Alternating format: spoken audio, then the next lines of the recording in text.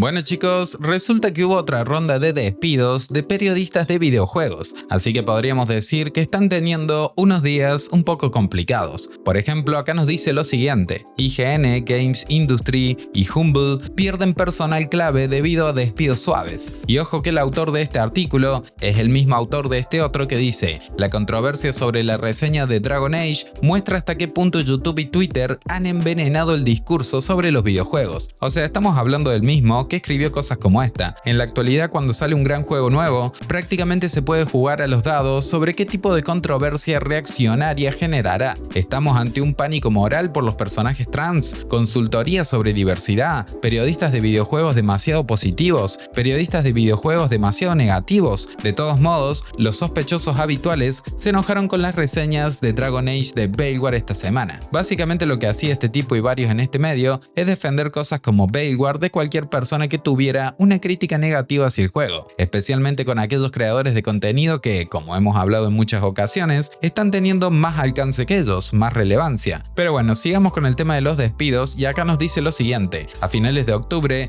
el pilar de los medios digitales, Ziff Davis, hizo una oferta a su personal. Los ingresos orgánicos, decía un correo electrónico a los empleados, habían disminuido un 10% desde 2021, lo que hacía necesarias las reducciones. Al igual que otros en la industria, la empresa propuso una serie de indemnizaciones voluntarias para aquellos que puedan estar listos para seguir adelante, explorar nuevas oportunidades o simplemente tomarse un descanso. Me encanta cómo adornan el básicamente afuera, a la calle, despedidos. Pero bueno, sigamos. En otras palabras, despidos. Pero los empleados pueden elegir si abandonar el barco que se hunde ahora o potencialmente ser arrojados por la borda más tarde. El resultado final, como hemos visto en las últimas semanas, es el mismo. Las publicaciones, o sea los medios, pierden personas clave y los que quedan terminan siendo cada vez más sobrecargados. Las propiedades relacionadas con los videojuegos que han sido afectadas por los despidos suaves de Ziff incluyen IGN, Games Industry y Humble Bundle. En los dos primeros casos, varios empleados han anunciado públicamente su inminente partida. Por otro lado, una persona en X escribió lo siguiente: esto es malo en general, pero particularmente me entristece ver cómo Games Industry ha sido completamente desmantelado por los despidos. En verdad, uno de mis recursos de referencia y aparentemente todos los nombres que conozco habrán sido eliminados en menos de un año. Esto nos lleva a este otro tweet: el periodismo de videojuegos está formado por menos de 40 personas en la actualidad. Las revistas prácticamente han desaparecido y los sitios web les siguen de cerca. Nada de esto me sorprende, pero es increíblemente triste. Tuvimos algo maravilloso durante un tiempo, las generaciones más jóvenes no tienen idea de lo que se perdieron. Veamos, 40 personas me parece un número realmente demasiado bajo. Sea como sea, nos da igual, porque en realidad no nos hemos perdido mucho porque la mayoría de estos medios están perdiendo relevancia por los intereses que manejan. Distinto sería si realmente fueran transparentes con lo que hacen, con lo que escriben y con lo que opinan. Te puedo asegurar que de esa forma las cosas serían completamente diferentes para ellos. Básicamente que dejen de trabajar para las corporaciones, haciéndoles caso en todo como perritos falderos, y comiencen a trabajar para ofrecerles algo de valor a los jugadores. De esa forma no únicamente no desaparecerían poco a poco, sino que encima crecerían. Es la única forma de conseguirlo, porque convengamos que esa estrategia de escribir basura contra los gamers, de tacharlos de todo, de intentar manipular diferentes narrativas alrededor de diferentes juegos, bueno, es un gran ejemplo de por qué son rechazados y nadie quiere saber nada con ellos en términos generales. Pero bueno, es curioso porque Dani sigue comentando unas cuantas cosas más que pueden resultar interesantes, como por ejemplo esta: los Patreon de personalidades conocidas solo pueden llegar hasta cierto punto. YouTube es más difícil que nunca para entrar y el streaming está teniendo su propia crisis. Mi esperanza es que haya una revolución a la vuelta de la esquina, pero podríamos estar yendo por el camino de la industria musical, consolidada, destruida y arrasada. El tema es que este hilo se hizo considerablemente viral, estamos hablando de casi 900.000 visualizaciones, así que como te imaginarás, aparecieron unos cuantos gamers a básicamente reírse de ellos, y todo parece indicar que a este personaje no le gustó demasiado, pero bueno, comentó lo siguiente: es gracioso que la gente que se opone al wokismo se ría de mí con mi publicación original, pero culpar al progresismo es una tontería egoísta. Como la mayoría de las cosas, es mucho más complejo que eso. Me alegro de haber podido formar parte de esto por un momento, pero yo también me eché atrás en cuanto vi el iceberg. Tampoco voy a decir que el periodismo de videojuegos no ha empeorado. Creo que, en gran medida, los estándares han bajado, pero es porque casi no había experiencia ni mentoría. Nadie podía trabajar por un salario mayor a los 20 años, por desgracia, salvo aquellos que ocupaban puestos directivos. Evidentemente, los jugadores comenzaron a reaccionar a esto con cosas como estas. ¿Se perdió algo? Se refiere a cuando el periodismo de videojuegos se volvió contra los lectores hace unos 15 años y comenzó a atacarlos activamente. El estado actual del periodismo de videojuegos se debe a usted y a sus colegas. Otra respuesta dice lo siguiente: todo podría haber estado bien si no nos hubieras etiquetado como los villanos por señalar la corrupción en las reseñas durante el Gamergate. Todo lo que tenías que hacer era investigar, pero en su lugar elegiste proteger a alguien que claramente era culpable de manipular reseñas. Ese fue el comienzo del lento declive del periodismo de videojuegos. Me alegra ver cómo los medios se están arruinando. Has dado por sentado el mundo de los videojuegos y has permitido que ocurran muchos actos atroces: loot boxes, pases de temporada, manipulación de reseñas. No ha habido ninguna investigación sobre DEI y su evidente impacto en los videojuegos. Y esta clase de cosas sobre los periodistas de videojuegos es algo que vemos demasiado seguido. Uno de los últimos, que definitivamente me pareció muy ridículo, fue justamente el de Kotaku con respecto a About, afirmando que hay una campaña contra el juego y que esto revela la intolerancia que alimentan los anti-woke. ¿Se acuerdan? Hablé de esto en un video anterior, pero al final del día ellos mismos se lo han buscado, escribiendo esta clase de artículos a por montones, completamente cargados de política y entre medio, como ya es una costumbre lamentablemente, atacando a los jugadores, mostrando desprecio por estos. Entonces, ¿esperaban una respuesta diferente de parte de los jugadores? Vamos, que a nadie le gusta ser sermoneado o señalado con el dedo entre medio de muchos insultos por algo que encima no tiene la culpa. El periodismo de videojuegos sigue en decadencia y va a seguir así a menos que cambien su enfoque y se adapten a los tiempos que corren. Caso contrario, van a seguir en declive y los creadores de contenido, que ya estarían siendo clasificados por muchos como los nuevos medios de comunicación, los van a terminar sepultando. Pero bueno, ¿qué opinas con respecto a esto? Déjame tu opinión en la caja de comentarios, dale me gusta y suscríbete. Gracias por llegar hasta acá y nos vemos en el próximo video.